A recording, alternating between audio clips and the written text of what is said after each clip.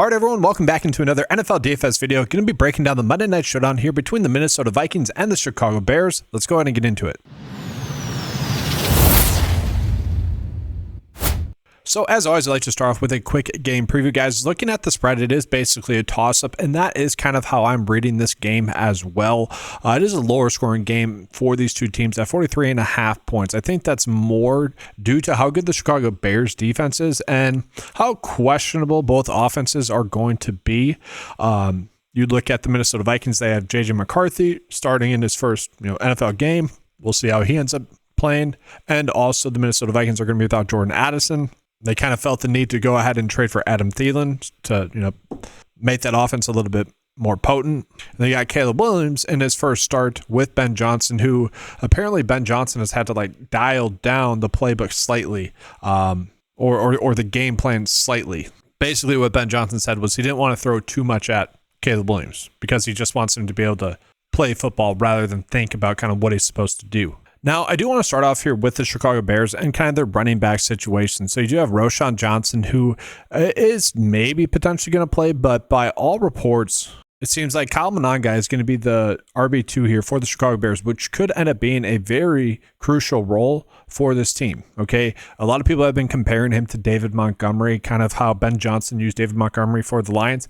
I could see that. I do think every team's a little bit different. You play towards your talent, but that being said, I do think he's very talented. So I really would not be shocked to see him get a decent workload. The issue with him is that he did miss a decent amount of training camp. He looked very good in the preseason. He was one of my favorite sleepers in the NFL draft. And so the question is, how much playing time could we expect from him? I would expect maybe 30% of the snaps, maybe potentially even gets the goal line work. He is more of a bruiser type of running back, which could be to his detriment. Watching the preseason film for him against Miami, there's a few runs where I'm like, if you try to avoid contact, you might even score on this play. Although he did look good, he did run over the players in those games.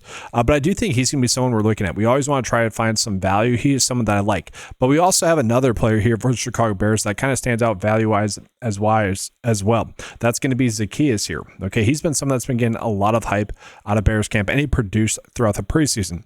So a lot of interesting things could happen in this Ben Johnson offense. We don't really know what to expect. That's the difficult part in terms of DFS. So will Luther Burden play a lot? Will it be Zaccheaus?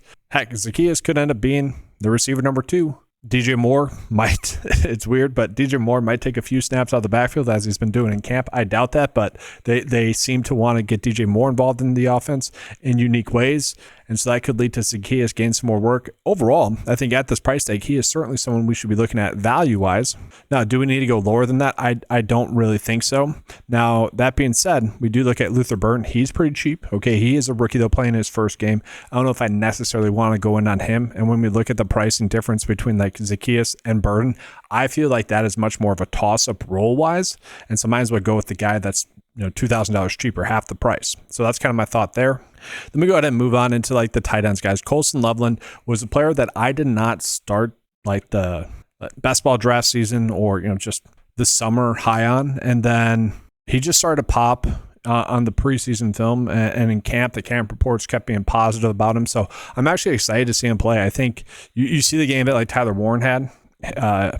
Instantly had a very good game there with the Colts. I wouldn't be surprised to see that happen with Colston Loveland. But part of the issue with him is that Cole Kmet is still expected to have some sort of role. Now, we'll see if that ends up happening because I do think Loveland could end up playing him off the field eventually. But this is the difficult part. We can find reasons to play a lot of the pieces of the Chicago Bears offense. That is a very difficult part. Okay, so we go up to someone like Rome Odunze. A lot of people are expecting Rome Odunze to be a big factor in this offense. And I wouldn't say that I disagree with that. He is someone that needs to take the next step. It's just how much will Ben Johnson truly trust him. I feel like he is a little bit priced up. Okay, it's kind of weird. He probably will play a lot. 75% of the snaps, 80% of the snaps. But I would rather, kind of like with Luther Burden and Zaccheaus, raw points wise, I do expect Odunze to get more points than both Burden and Zaccheaus. But pricing wise, I would almost prioritize Zaccheaus, Burden, and then Odunze. That's the weird part about this slate.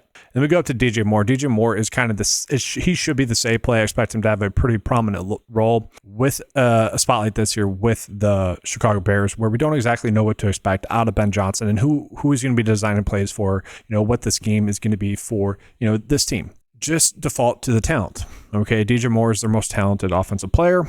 He should get the football. Okay, maybe that changes throughout the season. He is starting to get old, I understand, but until that changes, I'm just going to trust it. So he is the player for the Chicago Bears I'm going out of my way to play the most. That being said, Caleb Williams is there. Okay, I do think he's going to end up playing fine. I do think he's actually going to scramble the football a decent amount, which should raise his floor. And so he's someone that at that price tag, I'm fine getting to as well. Okay, so we could actually end up with a lot of Chicago Bears players. There's a lot of value, and I'm perfectly fine getting to DJ Moore and also Caleb Williams together. Now, from there, I do need to talk about DeAndre Swift. He looked good in the preseason, and it is game one. Okay, they were banged up at the running back position as well throughout preseason. He could end up getting just a healthy workload in this game just because, he's built up that chemistry and all that. Will that be the case 4 weeks from now? I actually don't think so. Again, I'm really pretty high on Kyle Managa there. But until that happens, Swift is someone I do expect is going to get a decent workload. I kind of expect him to get around 16 opportunities in this game, with a few of those being in the passing game. And so he is someone that could have a lot of room to run and could be, someone that's going off. Now, the issue with him is I do prioritize more, and then we typically want to get to a quarterback over a running back in that situation. All right, so now let's go ahead and get into the Minnesota Vikings. So again, the difficult part about the Minnesota Vikings is that it is J.J. McCarthy's first NFL start. I know a lot of Vikings fans are excited to see him play, and if you look at it, I do think Kevin O'Connell has a very good track record at making quarterbacks maybe look better than they actually are. Joshua Dobbs came in and played really well for the Minnesota Vikings. Obviously, Sam Darnold had a great year last year. Kirk Cousins, we know kind of the career he had there as well. So I do think that there is reason to be excited, but given the matchup with the Chicago Bears, I actually think he's difficult to get to on this slate. And then Justin Jefferson, he should be good to go. He should be healthy here, but he has been banged up. Okay. And although he is off the injury report, we do look at AJ Brown's kind of an example of it. Someone that was a little bit banged up throughout camp a little bit. Malik Neighbors a little bit banged up, where maybe they didn't produce the exact results we were thinking.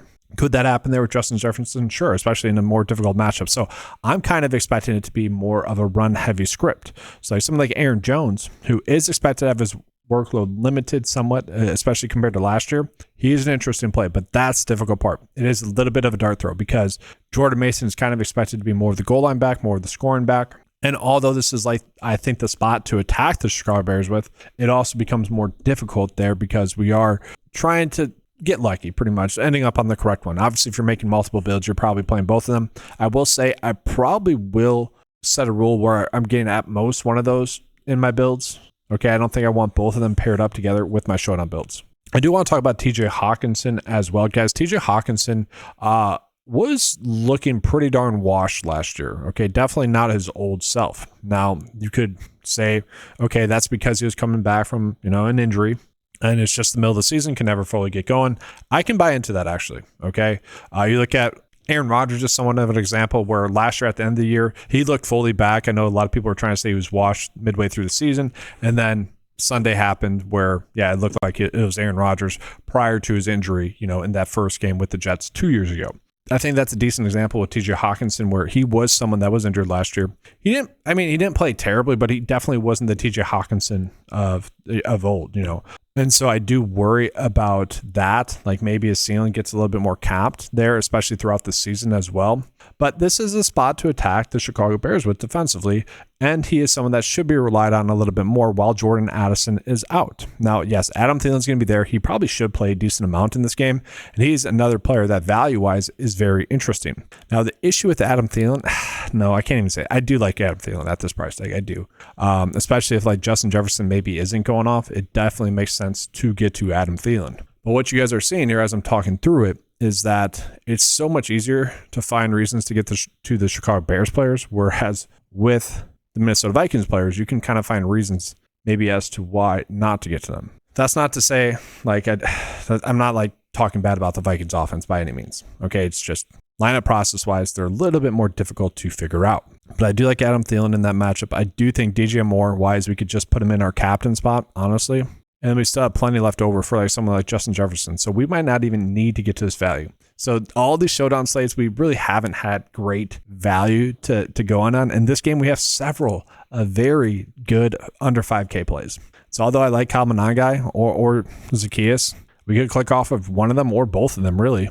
So like Luther Burden, again, I kind of like Zacchaeus more, especially price point wise, but we could get to him and then you can get to TJ Hawkinson. Again, I spent a lot of time just talking bad about TJ Hawkinson, but it kind of makes sense to get to him as well. So this is what I'm thinking for the slate. Let's go ahead and see what the 9-to-5 lineup builder is thinking as well.